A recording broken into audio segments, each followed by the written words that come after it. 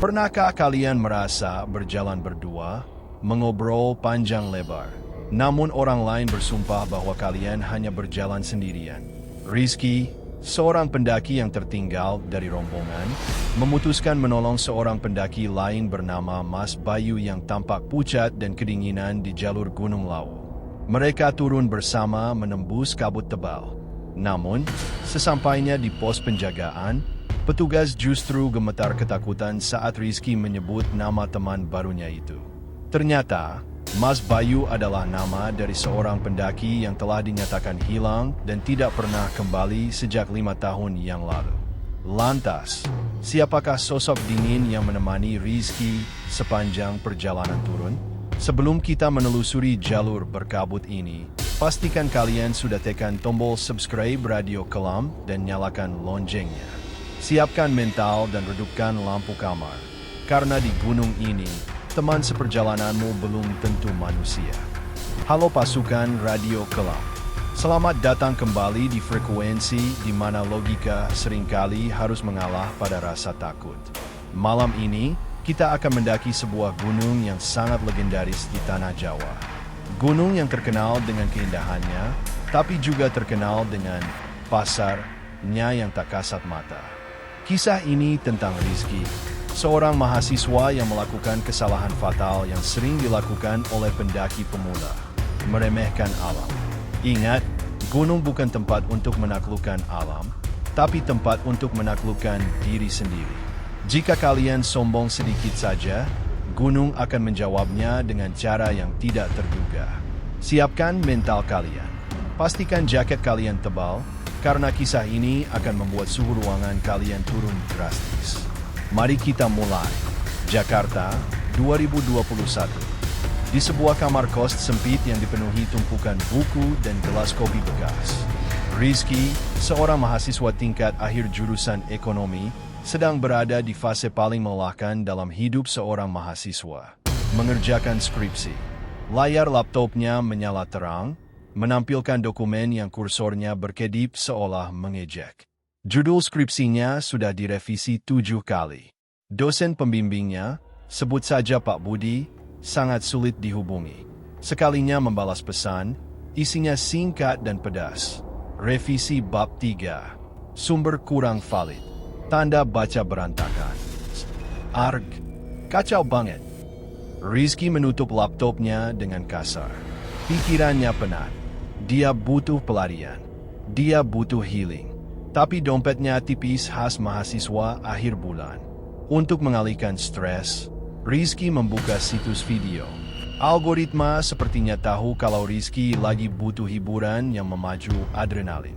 Di berandanya, muncul sebuah video dokumenter horor dengan judul yang mencolok.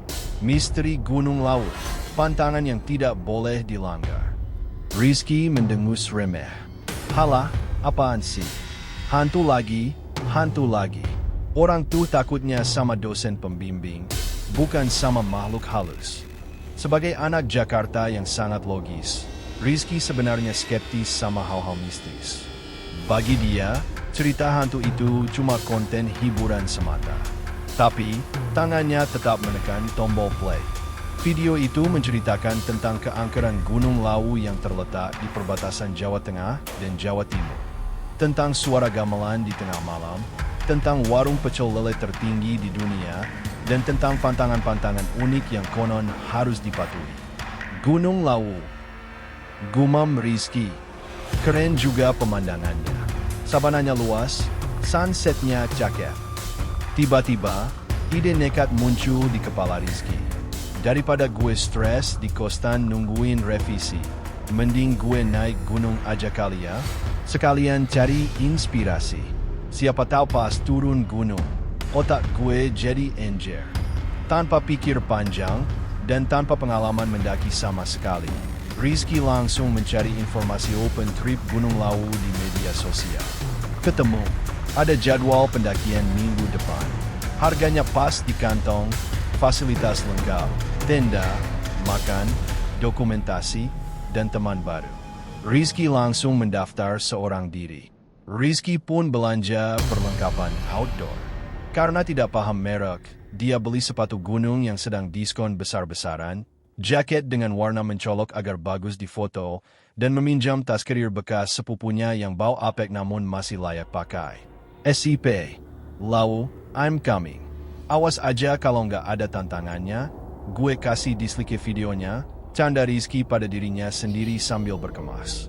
Dia tidak tahu bahwa candaan itu dicatat oleh penjaga gunung yang tak terlihat. Singkat cerita, hari keberangkatan tiba. Rizky berangkat naik bus malam menuju titik kumpul di Jawa Tengah.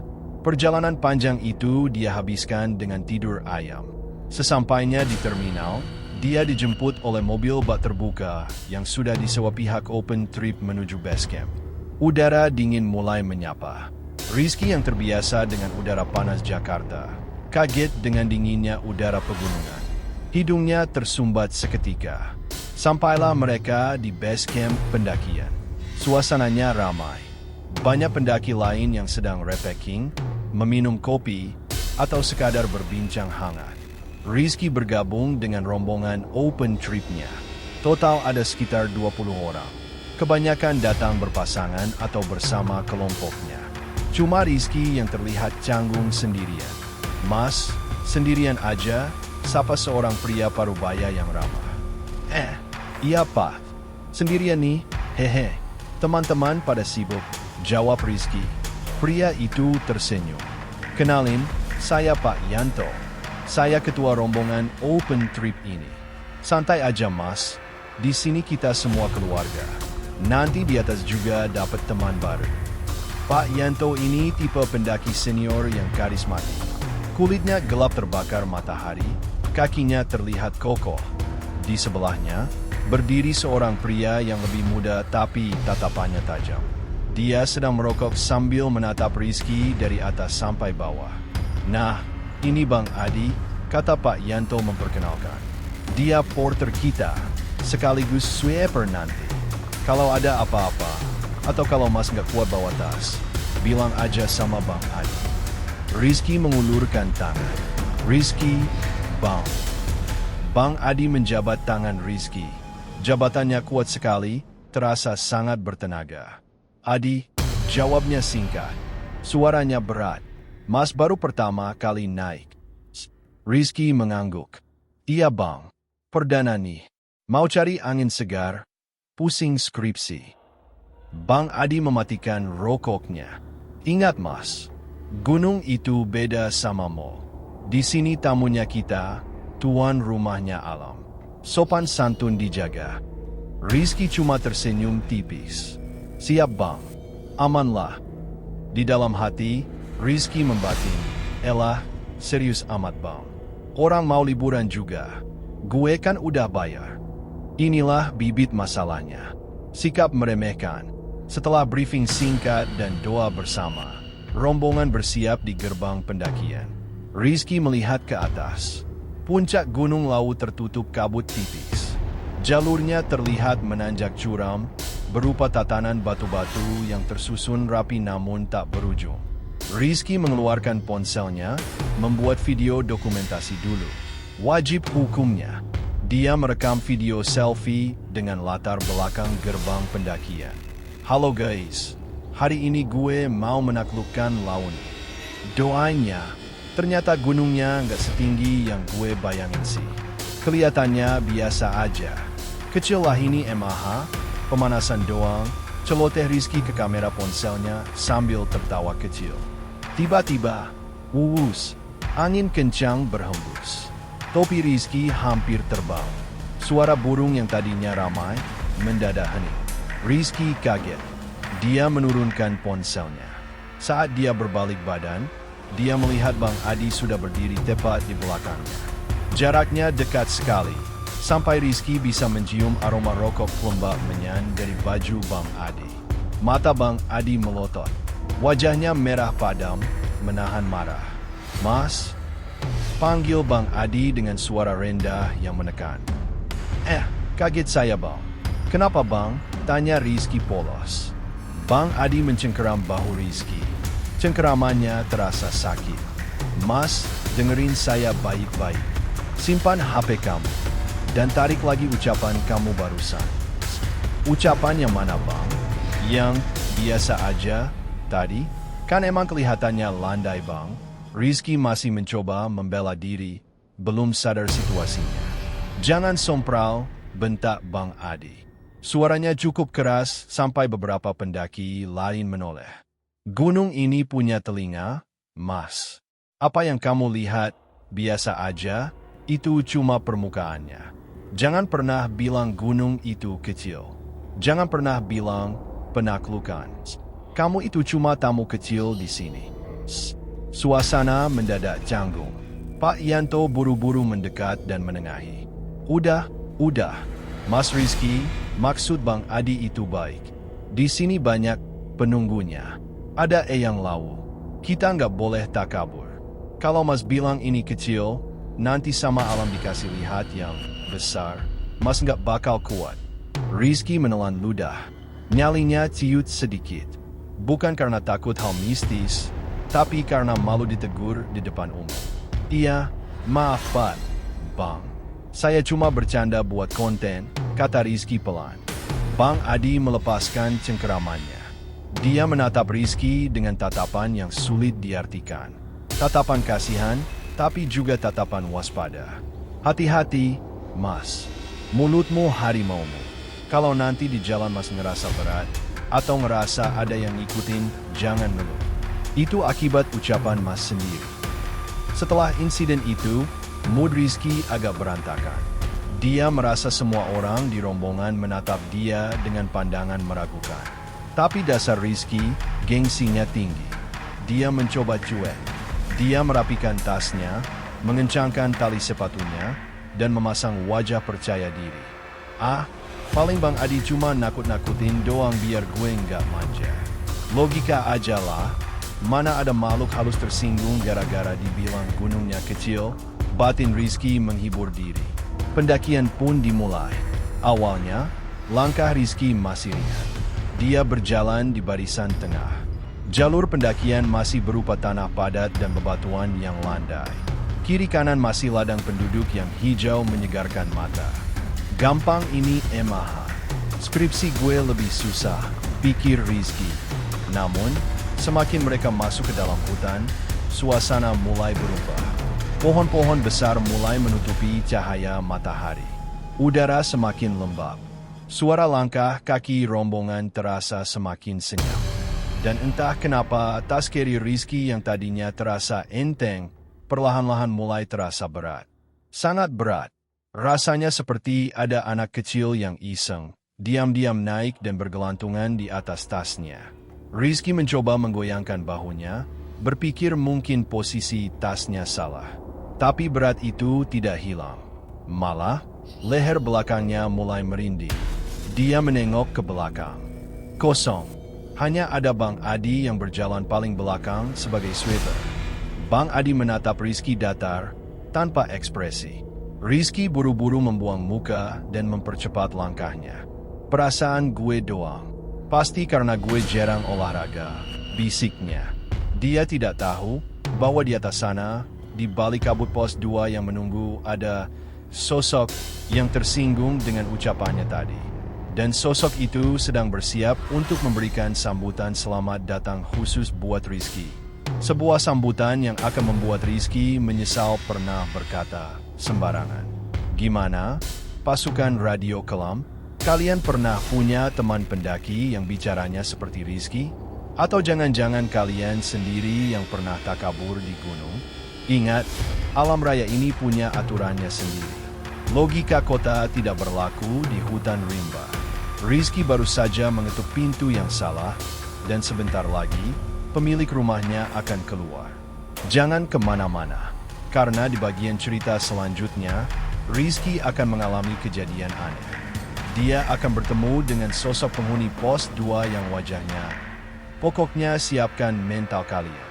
Pastikan kalian sudah tekan tombol like dan subscribe channel Radio Kelam. Kita lanjut ke jalur pendakian yang sesungguhnya. Halo pasukan Radio Kelam. Masih kuat napasnya? Jangan lupa minum air putih dulu, karena perjalanan Rizky baru saja dimulai. Di bagian sebelumnya, kita melihat betapa sok tahunya Rizky meremehkan gunung keramat ini. Dia pikir mendaki gunung itu sama seperti jalan-jalan di mall besar ibu kota. Bedanya cuma menanjak sedikit. Tapi, hukum alam itu adil.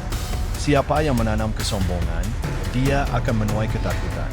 Kita masuk ke bagian 2, di mana cuaca cerah tiba-tiba berubah menjadi mimpi buruk, dan sebuah batu di pinggir jalan ternyata memiliki tulang belakang. Siapkan selimut kalian. Kita masuk ke pos 2. 1 jam pertama pendakian, Rizky masih bisa tersenyum. Dia masih sempat update status di ponselnya dengan caption, "Healing tipis-tipis, menyatu dengan alam." Tapi masuk jam kedua, senyum itu mulai luntur, berganti dengan ekspresi kelelahan luar biasa. Napas Rizky mulai tersengal-sengal. Kakinya yang jarang olahraga, kecuali bermain game online, mulai protes. Betisnya terasa panas, seolah-olah ototnya sedang ditarik paksa. Aduh, ini tanjakan apa hukuman sih? Kok nggak habis-habis? Keluh Rizky sambil berhenti setiap 5 langkah.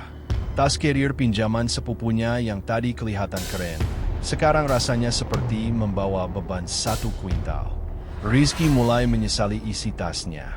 Kenapa dia harus membawa powerbank 3 buah, perawatan wajah lengkap, dan bantal leher? Posisi Rizky perlahan-lahan mundur. Dari yang tadinya di tengah rombongan, sekarang dia sudah tertinggal di barisan paling belakang. Teman-teman rombongannya yang lain, yang terlihat lebih berpengalaman, sudah jauh di depan. Sekarang, Rizky berjalan sendirian.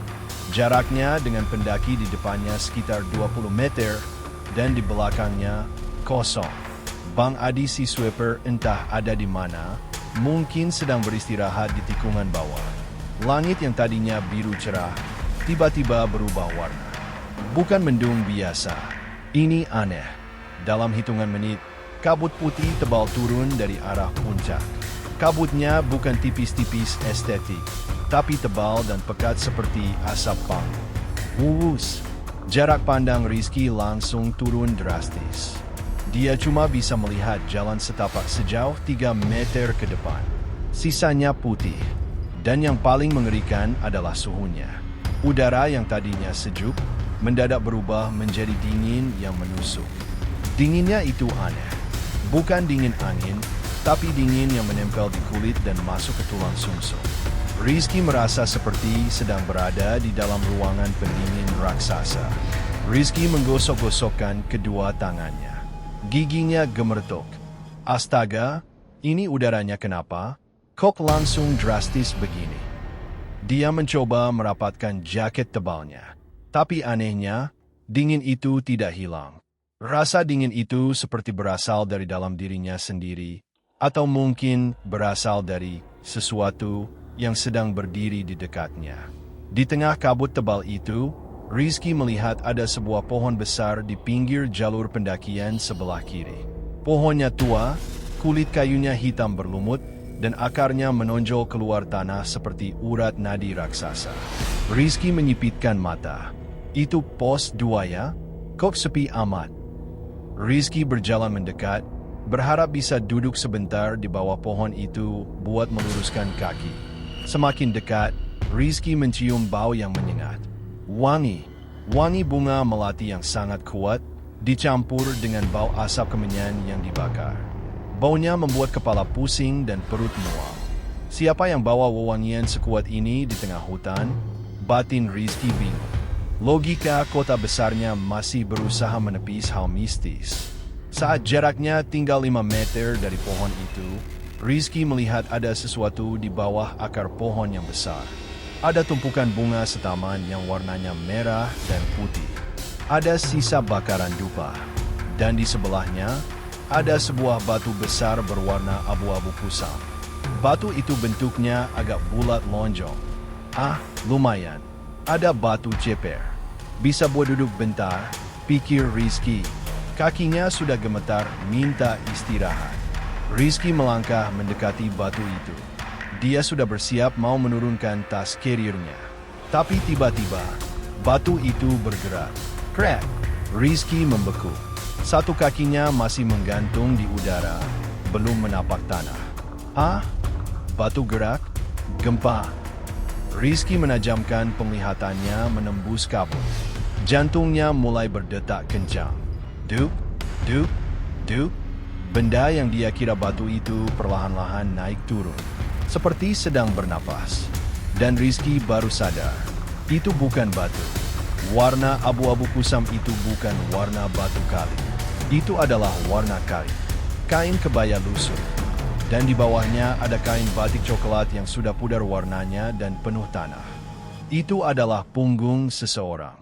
Seorang wanita tua, bertubuh kecil dan bungkuk, sedang duduk membelakangi Rizky di bawah pohon besar itu.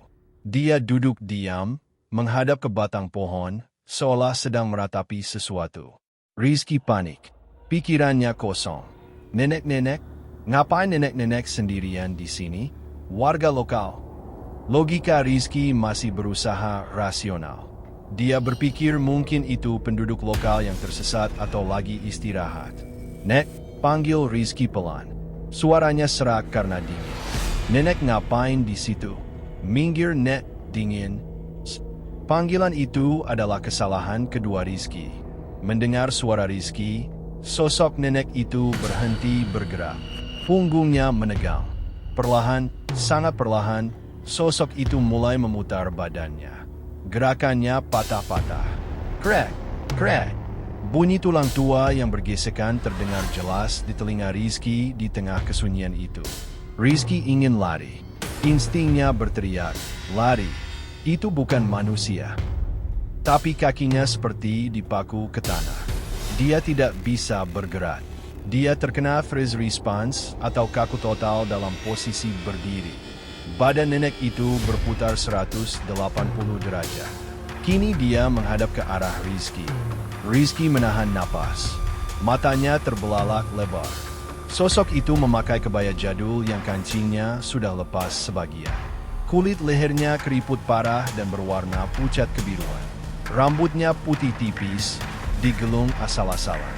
Dan wajahnya, Rizky ingin berteriak tapi suaranya tertahan di tenggorokan. Wajah nenek itu rata. Tidak ada mata, tidak ada hidung, tidak ada mulut. Hanya hamparan kulit keriput yang kosong dan halus. Rata total, seperti boneka yang belum selesai dibuat.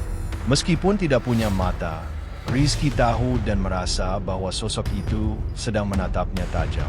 Menatap langsung ke dalam pikirannya yang sombong. Sosok tanpa wajah itu perlahan mengangkat tangannya yang kurus kering seperti ranting pohon.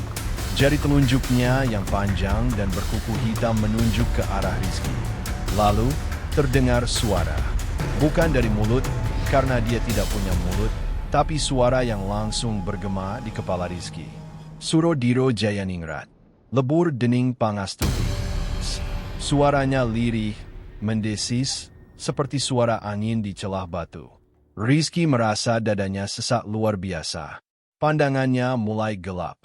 Oksigen seolah disedot habis dari sekitarnya. Jantungnya sakit sekali saking kencangnya berdetak. Tolong, tolong. Batin Rizky menangis. Dia menyesal. Dia teringat semua kesalahannya. Teringat ucapannya yang meremehkan gunung ini. Sosok itu mulai berdiri. Tingginya ternyata tidak wajar. Saat duduk terlihat kecil, tapi saat berdiri, badannya memanjang. Tangannya terulur hendak meraih wajah Rizky. Jarak tangan pucat itu tinggal beberapa sentimeter dari hidung Rizky. Bau aroma tidak sedap tercium menyengat. Tiba-tiba, plak! Sebuah tepukan keras mendarat di bahu kanan Rizky. Mas, sadar! Suara berat dan tegas memecahkan keheningan. Rizky tersentak kaget. Tubuhnya yang tadi kaku mendadak lemas dan hampir jatuh terduduk. Rizky menoleh cepat ke samping. Di sana berdiri Bang Adi, si porter. Wajah Bang Adi terlihat tegang dan serius. Napasnya agak memburu, sepertinya dia lari menyusul Rizky. Rizky melihat kembali ke arah pohon besar itu. Kosong, tidak ada nenek bermuka rata. Tidak ada kebaya lusuh. Yang ada hanyalah batu besar abu-abu yang diam membisu dan sisa-sisa bunga yang layu tertiup angin. Ha, Bang, Itu, tadi ada. Rizky tergagap, wajahnya pucat pasi. Keringat dingin membasahi seluruh tubuhnya meski udara sangat dingin. Bang Adi mencengkeram bahu Rizky kuat-kuat, menahannya agar tidak ambruk. Saya tahu, saya lihat kamu dari bawah udah aneh. Diam aja kayak patung, potong Bang Adi cepat. Matanya melirik tajam ke arah pohon besar itu, lalu dia mengangguk sedikit seolah memberi hormat atau meminta izin. Mas Rizky ngelamunnya, tanya Bang Adi menyelidik. Enggak Bang, tadi saya lihat ada nenek-nenek mukanya rata Bang. Sumpah Bang. Rizky mulai histeris, air matanya menetes. Bang Adi segera memberi isyarat agar Rizky diam. Teteh, jangan diceritain di sini. Pamali, bisik Bang Adi tegas. Disimpan dulu ceritanya. Jangan tunjuk-tunjuk pohon itu. Bang Adi merogoh sakunya, mengeluarkan botol air mineral. Minum dulu. Tarik napas. Rizky meneguk air itu dengan cepat. Tangannya gemetar hebat sampai airnya tumpah ke dagu. Setelah agak tenang, Bang Adi menatap Rizky tajam. Mas, tadi di bawah Mas bilang gunung ini kecil, kan? Bilang, biasa aja, kan? Rizky mengangguk lemah. Itu sambutannya, Mas. Penunggu pos 2 tersinggung. Dia cuma mau ngasih tahu kalau di sini ada yang lebih tua dari Mas Rizky. Ada yang wajahnya sudah hilang dimakan zaman, tapi masih mengawasi orang-orang yang bicara sembarangan. Rizky merinding. Maaf Bang, saya nyesel Bang. Saya mau pulang aja. Nggak bisa pulang sekarang. Udah nanggung. Pos 3 udah deket. Kalau turun sekarang malah bahaya. Kabut makin tebal, kata Bang Adi. Bang Adi mengambil sedikit garam kasar dari tas pinggangnya, lalu menaburkannya di sekeliling Rizky dan sedikit ke arah pohon besar itu. Nuwun sewu, Mbah. Anak kemarin sore belum paham tata krama, ucap Bang Adi pelan ke arah pohon. Lalu Bang Adi menarik tangan Rizky. Ayo jalan, jangan lepas dari saya. Jangan nengok belakang. Tas kamu sini saya bawain sebagian isinya. Rizky menurut. Dia berjalan menempel ketat di belakang Bang Adi. Rizky tidak berani menoleh lagi ke pohon besar itu. Tapi telinganya yang sensitif masih mendengar sesuatu. Dari arah pohon itu, terdengar suara tawa lirih yang terbawa angin kabut. Hihihi. Rizky mempercepat langkahnya, berdoa dalam hati semoga dia bisa sampai di tenda dengan selamat. Dia bersumpah, kalau dia selamat dari gunung ini, dia akan menjaga ucapannya. Tapi Rizky salah kalau dia pikir terornya sudah selesai. Pos 2 hanyalah gerbang pembuka. Di atas sana, di dekat puncak, ada sebuah tempat bernama Pasar Setan. Dan di sana, Rizky akan mengalami disorientasi waktu yang jauh lebih mengerikan daripada sekadar melihat penampakan. Bagaimana pasukan Radio Kelam masih berani jalan sendirian di gunung saat kabut turun? Pelajaran buat kita semua. Kalau nemu batu aneh, bunga, atau benda mencurigakan di hutan, jangan didekati, apalagi diajak bicara. Bisa jadi itu bukan benda mati. Rizky baru saja lolos dari bahaya berkat Bang Adi. Tapi apakah Bang Adi bisa terus-terusan menjaga Rizky? Di cerita selanjutnya, Rizky akan melakukan kesalahan lagi. Dia akan terpisah dari rombongan saat summit attack, dan terjebak di dimensi di mana suara keramaian pasar terdengar jelas. Tapi tidak ada wujud manusianya. Jangan lupa like, share video ini ke teman pendaki kalian, dan subscribe channel Radio Kelam. Kita lanjut mendaki ke zona merah. Halo pasukan Radio Kelam. Selamat datang di zona merah. Setelah ditegur oleh sosok tanpa wajah di pos 2, Rizky seharusnya sadar diri dan lebih hati-hati. Tapi, namanya juga anak muda, semangatnya kadang lebih besar daripada logikanya. Apalagi kalau sudah urusan konten media sosial. Di bagian ini, kita akan menuju puncak.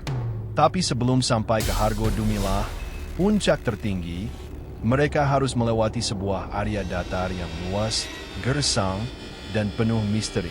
Area yang dikenal dengan nama Pasar Dieng atau lebih populer dengan sebutan Pasar Setan. Dan disinilah, Rizky dan teman barunya akan merasakan sensasi berbelanja, pengalaman yang tidak akan pernah mereka lupakan seumur hidup. Siapkan jaket tebal kalian. Kita summit Atak sekarang. Jam 3 dini hari. Alarm di tenda berbunyi nyaring. Rizky terbangun dengan kondisi tubuh yang remuk redam. Kakinya kram, punggungnya sakit, dan matanya berat sekali. Efek shock terapi dari kejadian di pos 2 kemarin masih terasa. Mentalnya kena, fisiknya juga kena. Aduh, mending gue rebahan di kosan nonton film daripada nyiksa diri begini. Keluh Rizky sambil memijat betisnya yang kaku. Tapi, suara panitia open trip di luar tenda sudah berteriak menggunakan pengeras suara. Ayo bangun, bangun, persiapan summit Atak. Yang mau mengejar, Sunrise, ayo kumpul. Jangan manja. Rizky mengintip keluar tenda. Udara dingin langsung menampar wajahnya. Suhunya mungkin sekitar 5 derajat Celcius. Beberapa peserta lain sudah siap dengan senter kepala dan jaket tebal. Sebenarnya, panitia bilang kalau yang tidak kuat boleh tinggal di tenda. Sekitar 20 orang memilih tidur lagi, pilihan cerdas. Tapi Rizky, gengsinya terlalu tinggi. Masa gue udah jauh-jauh ke sini, nggak sampai puncak? Nanti apa kata teman-teman gue kalau gue cuma posting foto tenda, batin Rizky. Demi konten dan validasi sosial, Rizky memaksakan diri. Dia menelan obat pereda nyeri, meminum jamu sachet langsung dari bungkusnya, dan memakai sepatunya dengan semangat palsu. Di barisan pendakian, Rizky bertemu dengan Dito. Dito ini peserta open trip juga, asalnya dari Bekasi. Sama seperti Rizky, Dito ini pendaki pemula yang modal nekat. Bedanya, Dito lebih cerewet. Bro, ucet amat muka lu. Belum sarapan apa belum move on? Canda Dito sambil membetulkan senter kepalanya yang mirip. Kurang tidur doang, bro. Aman. Gaslah kita ke puncak, jawab Rizky sok kuat.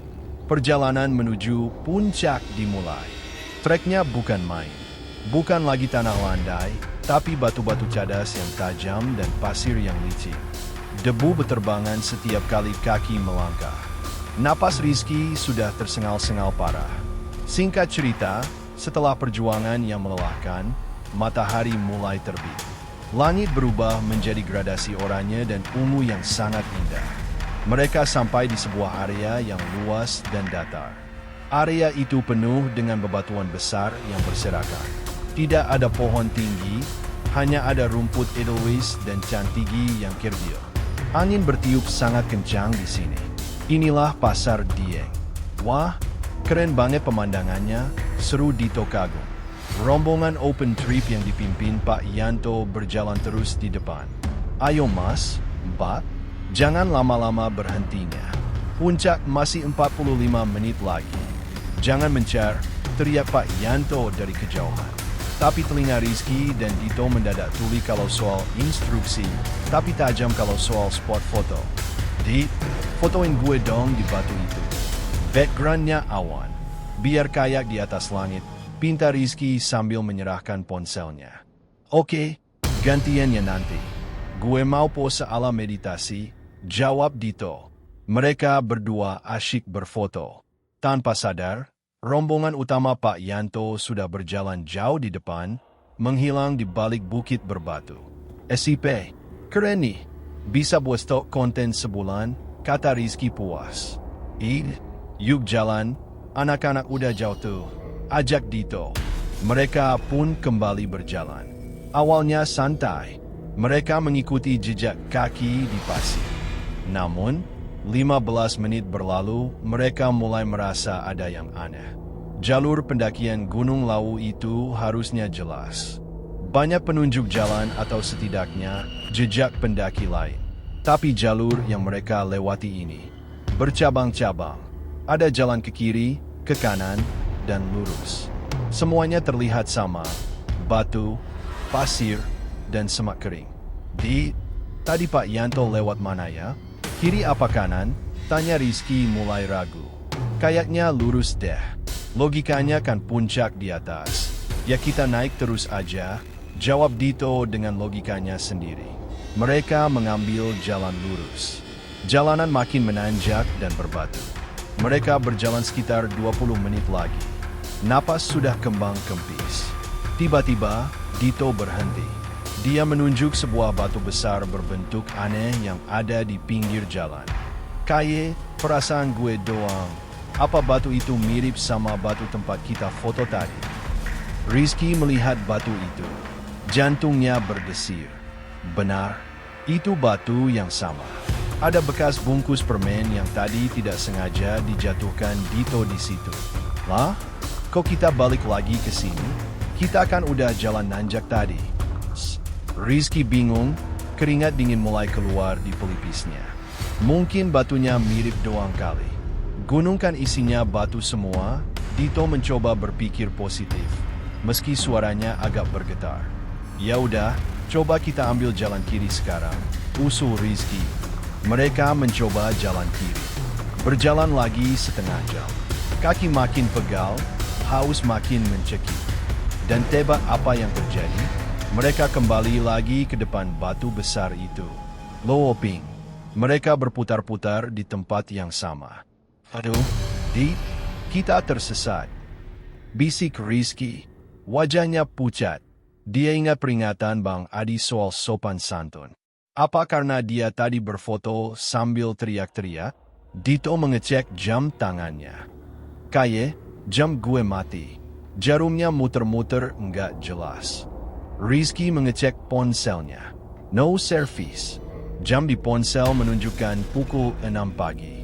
Padahal matahari sudah tinggi, harusnya sudah jam 8 atau 9. Keheningan di pasar Dieng itu bukan hening yang damai, tapi hening yang menekan. Seperti memakai penutup telinga kedap suara. Di tengah kebingungan itu, Rizky mendengar sesuatu. Awalnya pelan. Seperti suara angin yang berdesir lewat celah batu. Tapi lama-lama makin jelas. Bising. Suara itu seperti suara keramaian. Seperti suara orang tawar-menawar di pasar tradisional. Tuku. Beli. Piro niki. Berapa ini? Monggo mampir. Silakan mampir. Suaranya menggunakan bahasa daerah halus dan kuno yang Rizky tidak paham artinya, tapi intonasinya jelas. Rizky menoleh ke Dito. Wajah Dito sudah putih seperti tembok. Dit, lu denger nggak? Tanya Rizky pelan. Dito mengangguk kaku.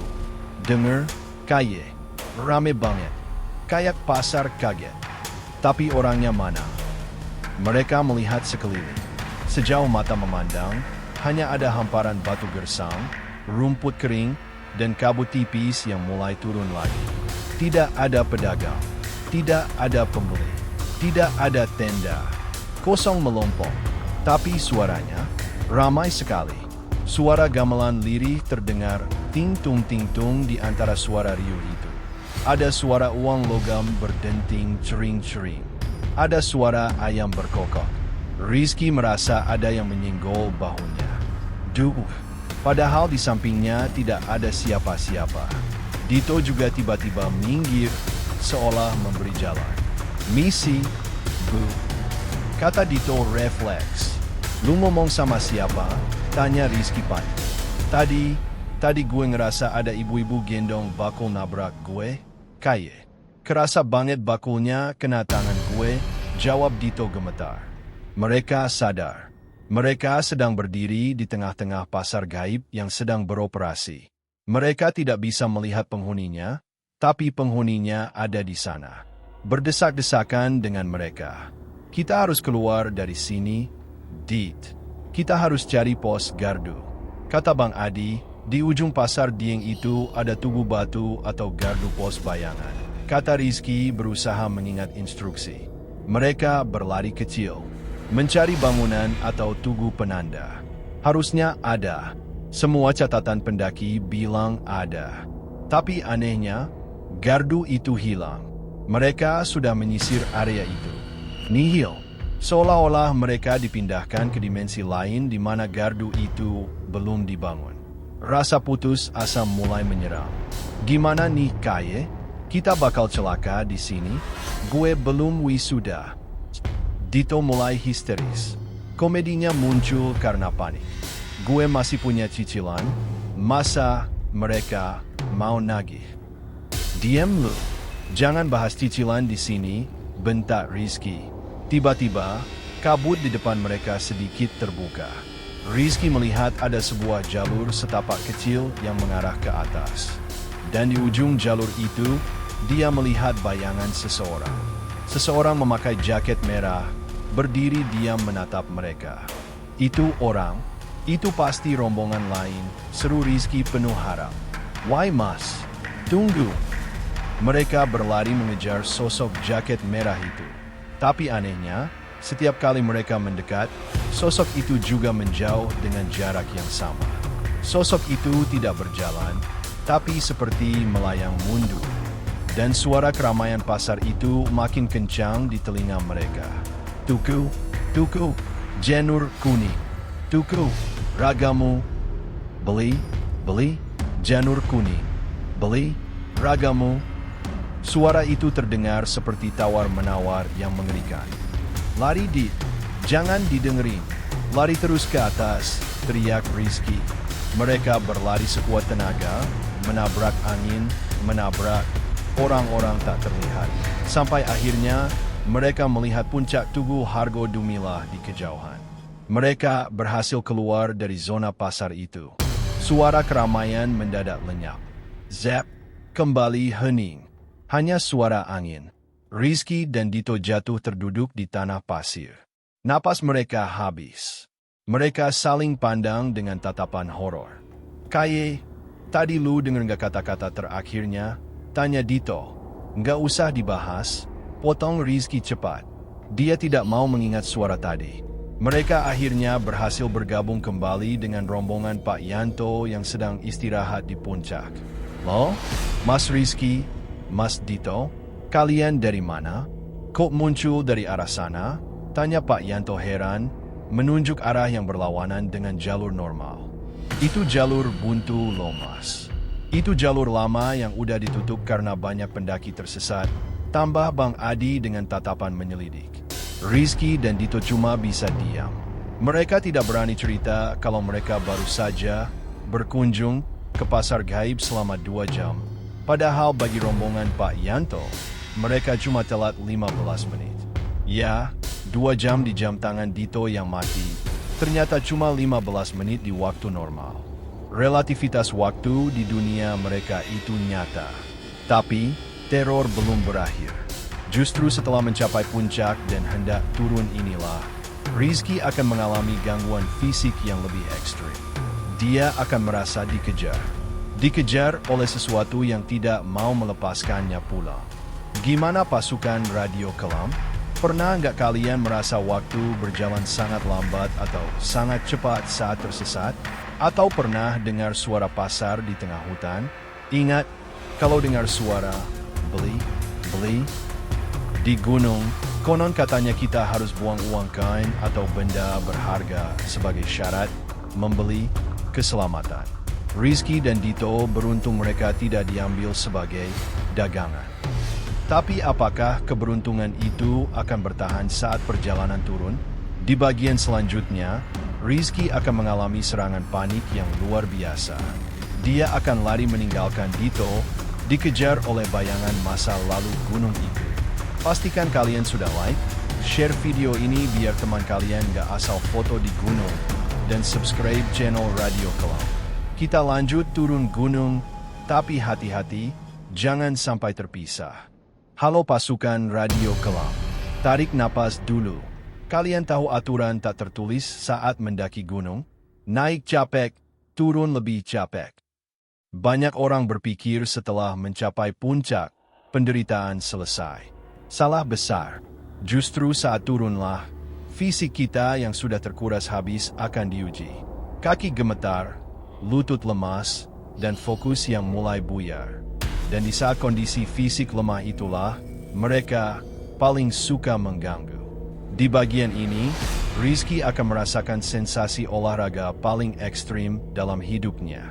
Bukan dikejar hewan buas, bukan dikejar petugas, tapi dikejar oleh sesuatu yang bahkan bayangannya pun tidak terlihat. Siapkan air minum. Kita akan lari maraton menuruni sabana lawu. Matahari sudah mulai condong ke barat. Jam menunjukkan pukul 11 siang. Rombongan open trip Pak Yanto sudah puas berfoto di puncak Hargo Dumilah. Rizky juga sudah dapat foto estetik memegang kertas bertuliskan, skripsi revisi terus, tapi aku tetap di puncak. Sebuah caption yang ironis, mengingat dia hampir celaka di pos 2. Oke semuanya, kita turun sekarang. Target jam 4 sore sudah sampai base camp. Jangan ada yang memisahkan diri, instruksi Pak Yanto tegas. Perjalanan turun dimulai. Awalnya, formasi masih rapi. Tapi lama-kelamaan, rombongan mulai terpecah. Ada yang jalannya cepat seperti Porter, ada yang santai, dan ada yang, seperti Rizky. Rizky berjalan di barisan agak belakang bersama Dito. Kondisi kaki Rizky sudah masuk fase mode getar. Lututnya gemetaran setiap kali menahan beban tubuh saat melangkah turun. Aduh Dit, rem kaki gue blong nih. Jempol kaki gue rasanya mau copot, keluh Rizky sambil berpegangan pada tongkat trekking darurat. Dito yang jalannya lebih santai tertawa. Makanya, latihan fisik kaya. Jangan cuma latihan scroll media sosial doang. Mereka sampai di area sabana. Ini adalah salah satu spot terindah di Gunung Lawu. Hamparan padang rumput luas yang berwarna kekuningan. Dihiasi pohon-pohon cantigi dan edelweiss. Jalurnya landai tapi panjang dan berkelok-kelok.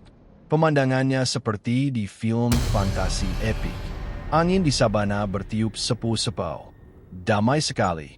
Awalnya damai. Rizky merasa sedikit rileks. Dia membiarkan Dito berjalan sekitar 5 meter di depannya. Rizky ingin menikmati angin sebentar sambil membetulkan tali sepatunya yang lepas. Rizky berjongkok untuk mengikat tali sepatu. Dito terus berjalan menjauh.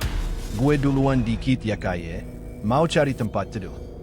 Yo, hati-hati, sahut Rizky. Hening. Di sabana yang luas itu, tiba-tiba Rizky merasa sendirian. Suara langkah kaki Dito sudah tidak terdengar karena jarak dan angin. Saat Rizky sedang menunduk mengikat tali sepatu, tiba-tiba, angin yang tadinya sepo-sepo dari arah depan, mendadak berubah arah. Angin kencang berhembus dari arah belakang Rizky. Dari arah puncak yang baru saja dia tinggalkan. Angin itu tidak dingin. Angin itu panas. Seperti hawa napas raksasa yang dihembuskan tepat ke tengkuk leher Rizky. Bulu kuduk Rizky, dari tangan sampai leher, langsung berdiri tegak. Merinding hebat, Rizky terpaku. Tangannya berhenti menyimpul tali sepatu. Insting purbanya menyala. Ada sinyal bahaya yang meledak di otaknya. Lari. Ada bahaya. Lari. Rizky pelan-pelan menoleh ke belakang. Kosong. Hanya hamparan rumput sabana yang bergoyang tertiup angin. Tidak ada orang, tidak ada hewan. Tapi, perasaan sedang ditatap. Bukan ditatap dari jauh, tapi ditatap dari jarak 0 cm. Seolah-olah ada wajah yang sedang menempel di punggungnya, mengintip dari balik bahunya. Perasaan gue doang. Perasaan gue doang. Gumam Rizky panik. Dia buru-buru berdiri. Baru satu langkah dia berjalan, telinganya menangkap suara. Boom, boom, boom. Suara langkah kaki. Berat, besar, dan cepat. Datang dari arah belakang. Mendekat ke arahnya.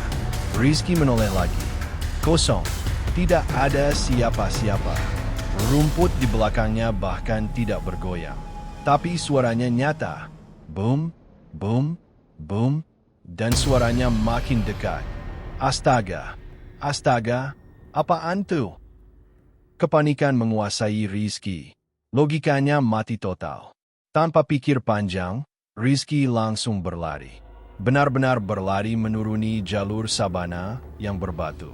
Dito, tungguin gue. Rizky berlari sekencang-kencangnya. Tas carrier di punggungnya berguncang-guncang memukul punggungnya, tapi dia tidak peduli. Rasa sakit di kakinya hilang seketika, digantikan oleh adrenalin murni. Di depannya, Dito sedang berjalan santai sambil bersiul. Wuss! Rizky menyalip Dito dengan kecepatan tinggi. Dito kaget setengah mati. Wood, kaya, lu ngapa lari? Kebelet. Rizky tidak menjawab. Dia bahkan tidak menoleh. Wajahnya pucat pasi, matanya melotot ke depan. Lari, Dit, lari. Ada yang ngejar, teriak Rizky tanpa mengurangi kecepatan. Dito bingung. Dia menengok ke belakang Rizky. Tidak ada siapa-siapa. Cuma rumput. Ngejar apaan? Nggak ada siapa-siapa, teriak Dito. Tapi melihat Rizky lari seperti orang dikejar bahaya besar, Dito jadi ikutan panik. Waduh, jangan-jangan ada babi hutan. Akhirnya Dito ikutan lari kecil, tapi dia tidak bisa mengejar Rizky. Rizky sudah seperti atlet lari yang dikejar target. Sementara itu, di dalam kepala Rizky, suasananya kacau balau. Dia merasa suara langkah kaki raksasa itu masih ada tepat di belakang kulitnya. Setiap kali Rizky melambat sedikit karena batu, dia mendengar suara geraman rendah. Gerah. Suaranya dekat sekali, tepat di telinga kanannya. Ampun Mbah, saya nggak sombong lagi. Saya cuma mau pulang. Saya belum revisi skripsi. Saya belum bahagiain orang tua. Jangan diganggu Mbah, racau Rizky sambil lari. Dia melompati batu, menerobos semak cantigi, bahkan beberapa kali hampir terperosok. Kakinya lecet-lecet, celananya robek kena ranting. Tapi dia tidak peduli. Yang ada di pikirannya cuma satu, pos 3. Dia harus sampai ke pos 3, tempat di mana banyak manusia berkumpul. Di tengah pelariannya, Rizky berpapasan dengan pendaki lain yang sedang naik. Pendaki itu kaget melihat ada orang lari turunan dengan kecepatan tidak wajar. Mas, pelan-pelan.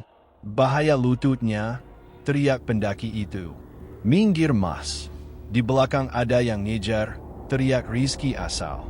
Pendaki itu bingung. Dia lihat ke belakang Rizky. Kosong melompong. Orang aneh kali ya. Gumam pendaki itu. Rizky terus berlari. Napasnya sudah habis. Paru-parunya terasa terbakar. Tenggorokannya kering kerontang. Jantungnya berdetak sangat cepat sampai telinganya berdenging. Tapi, hawa jahat itu masih menempel. Rizky merasa ada tangan dingin yang mencoba meraih tas carrier-nya. Mencoba menariknya jatuh ke belakang. Lepasin gue. Rizky mengibaskan tangannya ke udara kosong. Akhirnya, setelah lari tanpa henti selama hampir 20 menit, yang harusnya ditempuh 45 menit jalan santai, Rizky melihat tenda-tenda berwarna di kejauhan. Pos 3. Alhamdulillah, manusia, ada manusia. Rizky mengerahkan sisa tenaga terakhirnya.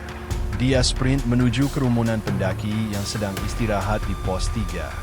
Bruk. Rizky ambruk tepat di depan sebuah tenda panitia. Dia jatuh telungkup mencium tanah. Debu mengepul. Semua orang di pos 3 kaget. Mas kenapa? Astaga, kasih air. Seorang panitia open trip, Bang Adi, yang ternyata sudah sampai duluan lewat jalan pintas Porter, langsung lari menghampiri Rizky. Bang Adi membalikkan badan Rizky. Wajah Rizky pucat, bibirnya biru, matanya melotot tapi pandangannya kosong. Napasnya memburu cepat sekali. Mas Rizky, sadar Mas. Tarik napas. Bang Adi menepuk pipi Rizky. Rizky mencengkeram lengan Bang Adi kuat-kuat. Tangannya dingin seperti es batu. Bang, belakang saya. Rizky menunjuk ke arah jalur pendakian dengan tangan gemetar. Bang Adi dan pendaki lain melihat ke arah jalur. Di sana, baru muncul Dito yang lari-lari kecil sambil terengah-engah. Kaye, tungguin apa? Kacau lu ninggalin gue. Teriak Dito dari jauh. Selain Dito, tidak ada siapa-siapa. Nggak ada siapa-siapa, Mas. Cuma temenmu itu, kata Bang Adi menenangkan. Bukan Dito, Bang. Bisik Rizky, air matanya menetes saking takutnya. Tadi ada yang ngejar saya, gede banget, Bang. Napasnya panas. Dia mau nangkep tas saya. Dia marah, Bang. Bang Adi terdiam. Dia melihat ke arah jalur setapak di atas sana, ke arah sabana yang kini tertutup kabut tipis. Bang Adi seperti melihat sesuatu yang tidak dilihat orang lain. Dia mengangguk pelan. Udah. Dia nggak bisa masuk ke sini. Di sini rame, kata Bang Adi. Dia memijat tengkuk Rizky yang kaku. Mas minum dulu. Tenang. Udah aman. Rizky duduk bersandar di pohon, meluruskan kakinya. Dia masih gemetar. Dito akhirnya sampai, langsung duduk di sebelah Rizky sambil mengeluh. Parah lu kaye. Gue ditinggal. Gue kira lu kesurupan lari kenceng banget. Padahal di belakang lu nggak ada apa-apa. Gue sampai diketawain pendaki lain. Rizky cuma bisa geleng-geleng kepala. Dia tidak punya tenaga buat debat. Dia tahu apa yang dia rasakan. Itu bukan halusinasi. Hembusan napas panas di lehernya itu nyata. Dan Rizky sadar, penunggu gunung ini benar-benar tidak suka sama dia. Dia diusir secara paksa. Tapi, apakah terornya berhenti di sini? Tentu tidak. Justru di pos 3 inilah, Rizky akan bertemu dengan teman baru yang akan menemaninya sampai ke bawah. Teman yang jauh lebih nyata daripada bayangan di sabana tadi.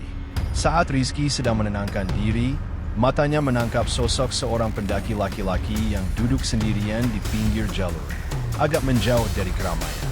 Wajahnya pucat, bajunya lusuh, dan dia menatap Rizky dengan tatapan memelas. Rizky, yang dasarnya orang baik, walaupun kadang bicara sembarangan, merasa iba. Dia tidak tahu bahwa rasa iba itu akan membawanya pada pengalaman misterius yang lebih dekat. Gimana pasukan radio kelam? Pernah merasakan dikejar sesuatu yang tidak kelihatan? Rasanya seperti dikejar target tapi lebih mematikan. Rizky berhasil lolos dari kejaran di sabana. Tapi dia belum benar-benar aman. Fisiknya sudah lelah, mentalnya sudah jatuh. Di bagian selanjutnya, Rizky akan melakukan satu kebaikan yang justru bikin merinding. Dia akan mengajak bicara, memberi makan, dan berjalan beriringan dengan seseorang yang seharusnya tidak ada di sana. Siapakah sosok Mas Bayu yang akan ditemui Rizky? Pastikan kalian sudah like video ini sebagai tanda kalian masih menyimak, dan subscribe channel Radio Kelam. Kita lanjut istirahat di pos 3 bersama tamu tak diundang. Halo pasukan Radio Kelam. Kita kembali ke pos 3 Gunung Lawu. Setelah sesi lari maraton, dikejar sosok tak kasat mata di sabana tadi, Rizky akhirnya bisa bernapas lega. Dia merasa aman berada di tengah keramaian pendaki lain. Tapi, rasa aman itu seringkali mengenakan. Di gunung, mereka tidak selalu datang dengan wajah seram atau suara menggelegar. Kadang, mereka datang dengan wajah memelas, meminta tolong, dan menguji rasa kemanusiaan kita. Di bagian ini, Rizky akan melakukan hal paling mulia sekaligus paling mengerikan dalam hidupnya, menemani seseorang pulang. Siapkan mental kalian. Jangan menoleh ke kursi kosong di sebelah kalian saat mendengarkan ini. Pos 3 siang itu cukup ramai. Banyak pendaki yang sedang memasak mie instan, menyeduh kopi, atau sekadar meluruskan kaki. Bau sedap bumbu masakan bercampur dengan aroma balsam otot memenuhi udara. Rizky duduk bersandar di akar pohon besar, masih berusaha menormalkan detak jantungnya. Temannya, Dito, sudah tertidur pulas di sampingnya dengan mulut terbuka karena kelelahan. Aduh, capek banget gue. Kapok. Besok-besok liburan ke pantai aja lah. Gumam Rizky sambil mengunyah sisa roti yang gepeng tergencet di tas. Saat sedang melamun menatap jalur pendakian, Mata Rizky menangkap sesuatu. Di ujung area pos 3, agak terpisah dari kerumunan tenda, ada seorang pendaki laki-laki yang duduk sendirian di atas batu. Penampilannya agak berbeda. Di saat pendaki lain pakai jaket gunung warna-warni yang stylish, orang ini memakai kemeja flanel kotak-kotak yang warnanya sudah pudar kusam. Celananya celana bahan kain biasa, dan sepatunya terlihat kotor penuh tanah lumpur yang sudah mengering. Tas kerirnya pun model lama, berwarna hijau tentara dan terlihat berat sekali. Wajah pria itu pucat, sangat pucat, bibirnya kering pecah-pecah. Dia duduk menunduk, menatap tanah kosong di depannya. Rizky, yang dasarnya punya jiwa sosial tinggi, kalau lagi tidak sombong, merasa iba. Kasihan banget tuh orang. Sendirian, mukanya pucat banget. Apa ditinggal temennya ya? Batin Rizky. Dia teringat rasanya ditinggal dan dikejar sosok mengerikan di sabana tadi. Dia tidak mau orang lain merasakan hal yang sama. Rizky mengambil sebungkus wafer coklat dari tasnya, lalu berdiri menghampiri pria itu. "Permisi, Mas." Sapa Rizky ramah. Pria itu perlahan mengangkat kepalanya. Rizky agak kaget. Mata pria itu cekung dan sayu, ada lingkaran hitam tebal di bawah matanya. Tatapannya kosong, tapi ada sedikit binar saat melihat Rizky. "Nggih, Mas," jawab pria itu pelan. Suaranya halus, logat Jawa Tengah yang sangat sopan. "Sendirian aja, Mas? Temennya mana?" tanya Rizky sambil duduk di sebelahnya. Pria itu tersenyum tipis. Senyum yang sedih. "Teman-teman saya sudah duluan, Mas. Saya ditinggal.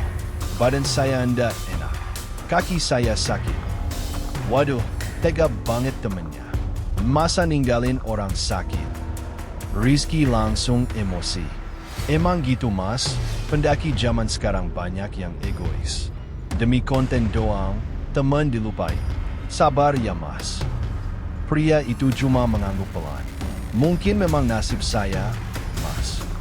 "Mas namanya siapa?" "Saya Rizky, dari Jakarta." "Saya Bayu, Mas. Dari Solo." "Oh, Mas Bayu. Nih Mas, saya ada wafer. Makan dulu biar ada tenaga." Muka Mas pucat banget sumpah, kayak orang kurang darah. Rizky mencoba bercanda untuk mencairkan suasana. Mas Bayu menerima wafer itu dengan tangan gemetar. "Matur nuwun, Mas Rizky. Sampeyan orang baik." Saat tangan mereka bersentuhan sedikit, Rizky merasakan sesuatu. Dingin. Kulit tangan Mas Bayu dinginnya seperti es batu. Padahal ini siang hari dan matahari bersinar cukup terik. Astaga, dingin amat tangannya. Hipotermia nih orang kayaknya, pikir Rizky. Rizky melihat Dito masih tertidur pulas. Dia berpikir, kalau menunggu Dito bangun, keburu sore. Mending dia turun duluan sambil menemani Mas Bayu. Hitung-hitung beramal.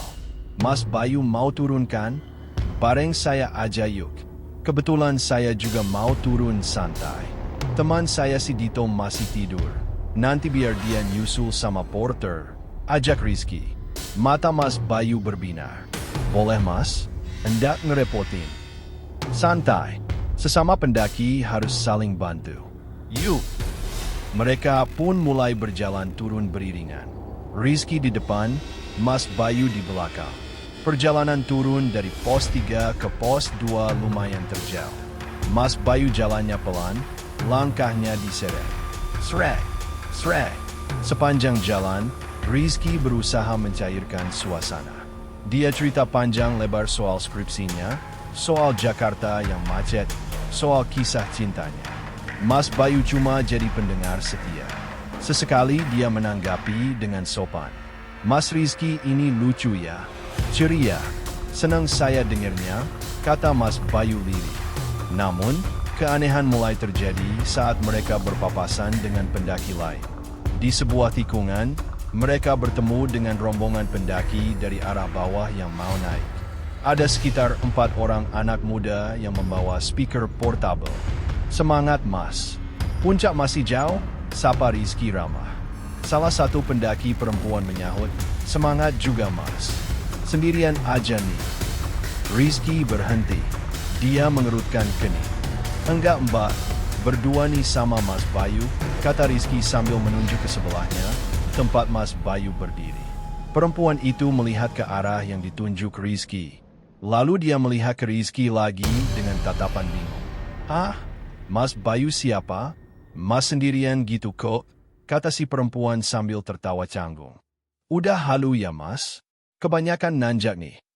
Teman-temannya juga ikut tertawa. Rizky kesal. Simbak. Ini di sebelah saya ada orang. Pakai baju kotak-kotak. Masa segede gini nggak lihat? Mas Bayu di sebelah Rizky cuma diam, menunduk. Wajahnya tertutup bayangan topi lusuhnya. Udah Mas Rizky, enggak apa-apa. Mungkin mereka enggak lihat karena silau, bisik Mas Bayu pelan. Mereka lanjut jalan. Rizky menggerutu sendiri sepanjang jalan. Kejadian kedua terjadi sekitar 20 menit kemudian. Mereka berpapasan dengan seorang bapak pencari rumput yang sedang turun membawa keranjang besar. Bapak itu berjalan cepat. Rizky minggir memberi jalan. Monggo, Pak. Sapa Rizky sopan. Bapak itu berhenti sebentar.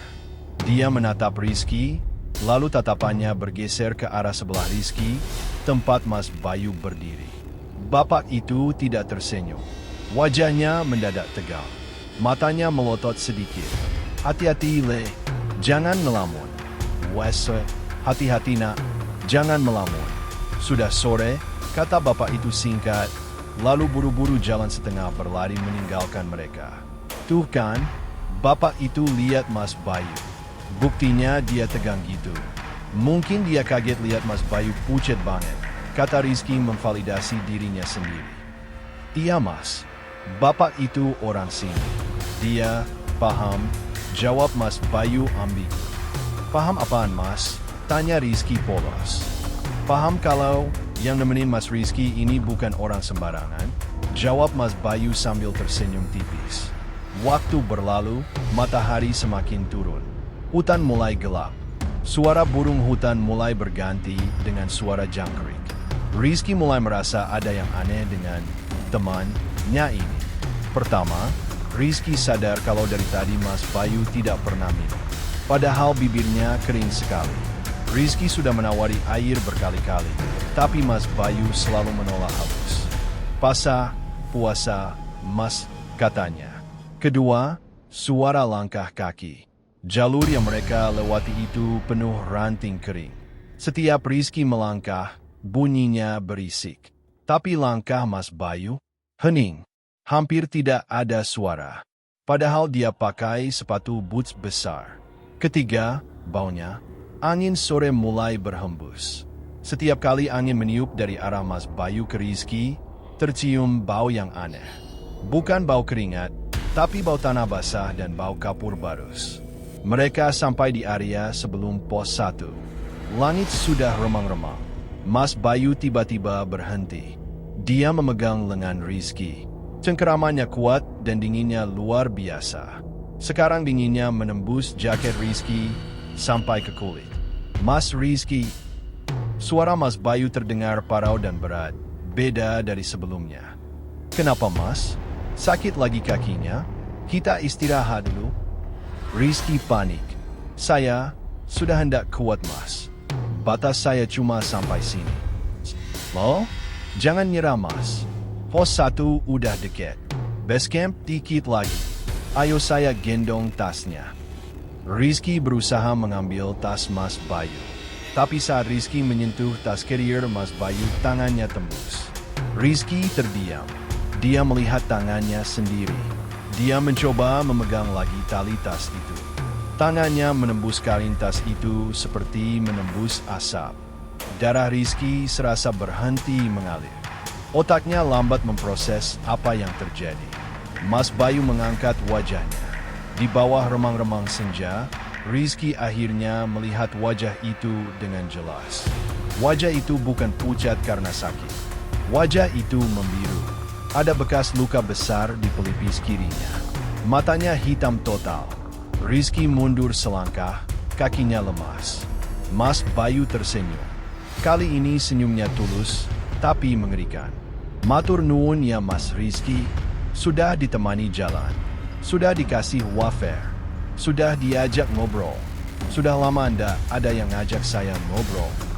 Mas ini, suara Rizky tercekat. Saya sudah sampai rumah, Mas. Mas Rizky turun saja. Jangan nengok belakang. Lari yang kencang. Setelah mengucapkan itu, tubuh Mas Bayu perlahan-lahan memudar. Mulai dari kaki, badan, hingga akhirnya kepalanya lenyap bersama hembusan angin gunung yang dingin. Yang tertinggal di tanah hanyalah bungkus plastik wafer yang tadi diberikan Rizky. Astaga! Rizky menjerit sekuat tenaga. Adrenalinnya meledak. Rasa capek hilang seketika. Rizky lari terbirit-birit menuruni jalur pendakian yang gelap. Dia jatuh bangun, menabrak semak, terpeleset lumpur, tapi dia langsung bangun lagi dan lari. Sepanjang lari, Rizky merasa ada yang mengikutinya dari atas pohon. Suara tawa lirih dan suara srek. Srek, langkah kaki yang diseret. Rizky lari seperti orang dikejar bahaya besar, sampai akhirnya dia melihat lampu-lampu base camp di kejauhan. Dia menerobos masuk ke area base camp, menabrak beberapa pendaki lain, dan akhirnya jatuh pingsan tepat di depan meja registrasi. Semua orang heboh. Rizky tidak sadarkan diri, tapi di dalam ketidaksadarannya, dia masih melihat wajah Mas Bayu yang tersenyum padanya. Dan saat dia bangun nanti, dia akan mengetahui fakta yang lebih mengejutkan dari petugas base camp. Fakta tentang siapa sebenarnya pemilik nama Bayu yang hilang di gunung itu bertahun-tahun yang lalu. Gimana pasukan Radio Kelam? Pernah menolong orang di jalan? Yakin orang yang kalian tolong itu kakinya menapak tanah? Rizky baru saja mengalami kejadian paling horor seumur hidupnya. Berjalan bersama makhluk lain selama 2 jam. Tapi cerita belum selesai. Di bagian selanjutnya, Rizky akan bangun di base camp dan mendengar konfirmasi dari petugas. Dan ada satu pesan terakhir dari Mas Bayu yang bikin Rizky bertobat jadi pendaki sombong selamanya. Pastikan kalian sudah like video ini dan subscribe channel Radio Kelam. Kita lanjut ke ending yang bikin merinding. Halo pasukan Radio Kelam. Kita sampai di penghujung kisah pendakian Rizky. Sebuah perjalanan yang dimulai dengan kesombongan, diuji dengan ketakutan, dan kini akan diakhiri dengan sebuah kebenaran yang akan mengubah hidup Rizky selamanya. Di bagian sebelumnya, Rizky lari terbirit-birit turun gunung setelah melihat Mas Bayu menghilang. Tapi di dalam kepanikan itu, otak manusia seringkali mencoba mencari alasan logis. Mungkin gue halusinasi, mungkin dia cuma sembunyi, atau mungkin dia pingsan. Rizky sampai di base camp dengan satu misi, mencari bantuan. Dia tidak tahu bahwa bantuan yang dia cari sudah terlambat beberapa tahun yang lalu. Siapkan tisu dan pastikan lampu kamar kalian nyala. Kita masuk ke babak terakhir. Brak! Pintu pos registrasi base camp Cemoro Sewu terbuka lebar. Rizky menghambur masuk dengan kondisi yang memprihatinkan. Wajahnya penuh debu, celananya sobek di bagian lutut, dan tali sepatunya terlepas. Napasnya memburu seperti baru saja dikejar badai. Tolong Pak, tolong, teriak Rizky panik. Di dalam pos, ada 3 orang petugas jaga dan beberapa pendaki senior yang sedang menikmati kopi santai. Mereka semua kaget melihat kedatangan Rizky yang berantakan. Salah satu petugas senior, sebut saja Pak Slamet, langsung berdiri. Waduh, Mas, tenang Mas. Ada apa? Kecelakaan? Jatuh. Rizky mencengkeram meja registrasi dengan tangan gemetar. Teman saya Pak, teman saya ketinggalan di atas. Di dekat pos 1. Dia lemas Pak, dia nggak kuat jalan. Tolongin Pak, kasihan dia sendirian gelap-gelapan. Pak Slamet menenangkan Rizky. Sabar Mas, tarik napas dulu. Minum dulu nih. Rizky menepis gelas air mineral itu. Nggak butuh minum Pak, butuh tandu. Namanya Mas Bayu. Dia sakit parah Pak. Mukanya pucat banget, tangannya dingin kayak es. Tadi dia nyuruh saya turun duluan cari bantuan. Cepetan Pak, keburu dia kenapa-napa. Pak Slamet dan petugas lainnya saling pandang. Raut wajah mereka berubah serius. Mas Bayu, tanya Pak Slamet sambil membuka buku log registrasi pendaki hari itu. Mas Bayu rombongan mana? Mas Rizky kan tadi daftarnya open trip sama Pak Yanto kan? Iya Pak, tapi Mas Bayu ini misah. Dia bilang dia dari Solo, rombongannya udah turun duluan. Dia pakai kemeja flanel kotak-kotak kusam, celana bahan hitam, pakai topi rimba lusuh, jelas Rizky berapi-api. Mendengar ciri-ciri itu, suasana di pos registrasi mendadak hening. Suara jangkrik di luar terdengar sangat keras. Pak Slamet berhenti membolak-balik halaman buku. Tangannya terdiam di udara. Dua petugas lain yang tadi sedang berbincang, terdiam seketika. Mereka menatap Rizky dengan tatapan yang sulit diartikan. Tatapan kasihan bercampur ngeri. Kenapa Pak? Kok malah diam? Ayo Pak gerak, desak Rizky, mulai emosi.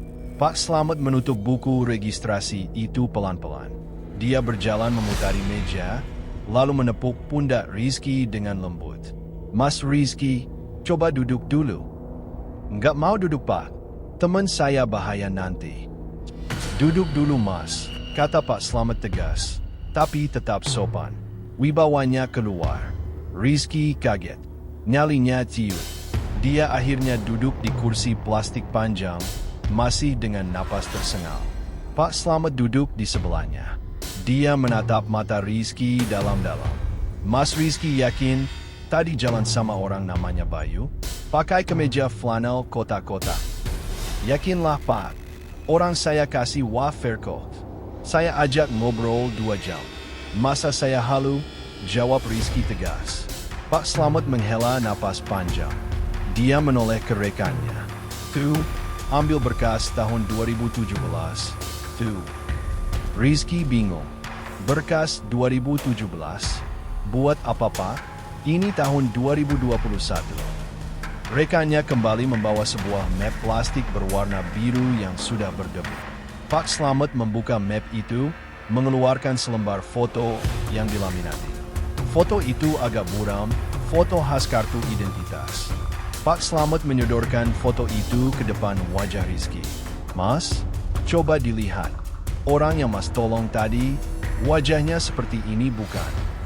Rizky menyipitkan mata melihat foto itu. Di foto itu, terlihat seorang pemuda tersenyum lebar. Wajahnya cerah. Dia memakai kemeja flanel kotak-kotak yang sama persis. Topi rimbanya juga sama. Jantung Rizky berhenti berdetak sesaat. Itu dia. Itu Mas Bayu. Bedanya, di foto ini wajahnya segar bugar, bukan pucat pasi dan membiru seperti yang dilihat Rizky tadi. Iya Pak, ini orangnya. Ini Mas Bayu. Tuh kan bener dia ada. Bapak kenal dia, seru Rizky senang karena merasa terbukti benar. Pak Slamet tidak menjawab. Dia malah menunduk. Bibirnya komat kamit membaca doa. Mas Rizky. Suara Pak Slamet memberat. Hari ini, tidak ada pendaki bernama Bayu yang naik. Di buku tamu, tidak ada rombongan dari Solo yang Mas sebutkan. Maksud Bapak, Mas Bayu yang ada di foto ini adalah pendaki yang hilang dan ditemukan sudah tidak bernyawa di Gunung Lawu 4 tahun yang lalu. Tahun 2017. DG, dunia Rizky runtuh. Telinganya berdenging panjang. Bapak bercanda kan? Ini prank kan? Kamera mana Pak? Saya masuk konten video ya. Rizky tertawa hambar, matanya liar mencari kamera tersembunyi. Pak Slamet menggeleng sedih.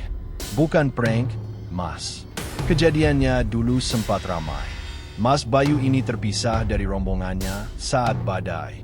Dia ditemukan berpulang karena hipotermia di sekitar jalur antara pos 3 dan pos 2. Tepat di tempat Mas Rizky ketemu dia tadi. Baju terakhir yang dia pakai, ya kemeja flanel itu. Rizky mundur sampai punggungnya menabrak tembok.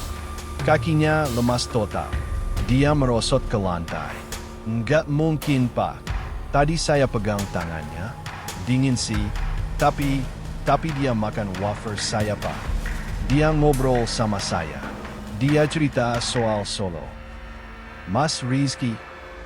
Pak Slamet memegang bahu Rizky. Gunung Lawu itu pasarnya ramai, Mas. Bukan cuma manusia yang ada di sini. Kadang mereka yang sudah pulang tapi masih penasaran suka menampakkan diri. Tapi kenapa saya, Pak? Kenapa dia nemuin saya? Rizky mulai menangis ketakutan. Mungkin karena Mas Rizky baik. Jawab Pak Slamet bijak. Mas Rizky tadi bilang ngasih wafer kan? Mas Rizky nemenin dia jalankan, padahal Mas sendiri lagi capek. Arwah itu tahu, Mas. Dia tahu Mas Rizky tadi sendirian dan hampir celaka karena lari-lari dari sabana. Dia nemenin Mas Rizky turun biar Mas nggak diganggu penghuni hutan yang lain. Dia nganter Mas Rizky sampai batas aman, sampai pos 1. Rizky terdiam. Air matanya mengalir deras. Dia ingat semua percakapannya dengan Mas Bayu. Ingat senyumnya yang sedih. Ingat ucapannya, saya sudah sampai rumah, Mas. Ternyata, rumah yang dimaksud Mas Bayu adalah tempat dia menghembuskan napas terakhirnya di gunung itu. Jadi, selama 2 jam tadi, saya jalan sama jasad, Pak. Bisik Rizky horor. Bukan jasad, Mas. Tapi jiwa yang berterima kasih.